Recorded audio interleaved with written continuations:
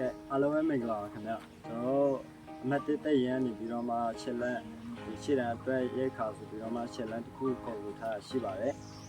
အဲ့ရှစ်လန့်ထဲမှာဆိုရင်တော့အဓိကအရေးပါဆိုတော့ဒီဆန်ပေါ့နော်ဆန်တော့ရှစ်လန့်အတွက်အရေးပေါ်လိုအပ်နေပါတယ်ပေါ့နော်အခုလည်းရှစ်ရတော့ဆန်တအိတ်ဆိုရင်တသိန်းချက်ဒီကိုကြတင်ပြီးဖြစ်တဲ့အနေထားမှာရှိပါတယ်ပေါ့နော်ကိုတက်နိုင်တော့ပါဝင်ပြကြဖို့လည်းတောင်းဆိုချင်ပါတယ်တအိတ်နိုင်လည်းတအိတ်မနိုင်ရင်လည်းနိုင်တော့လေးပါဝင်ပြကြဖို့တောင်းဆိုချင်ပါတယ်ခင်ဗျအားလုံးကျေးဇူးတင်ပါတယ် အားလုံးမင်္ဂလာပါ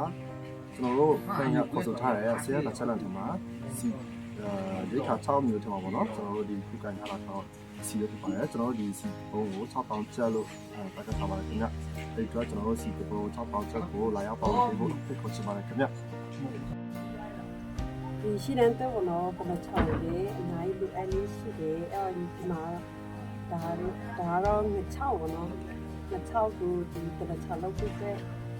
အများကြီးလိုနေတော့နောက်ဆိုနေနေရှိတာပြီးတော့ ဟုတ်ပါတယ်ကျွန်တော်ရှေ့တန်းမှာဆိုတကယ်လို့ပန်းနဲ့အရင်ကပြန်ရောက်တဲ့ခါမှာဖေးချက်ကိုအရန်ပြင်တဲ့ခါမျိုးပေါ့နော်အသိစားလို့ရတဲ့ဘလာချောင်းဖြစ်သွားတယ်အကြောင်းလို့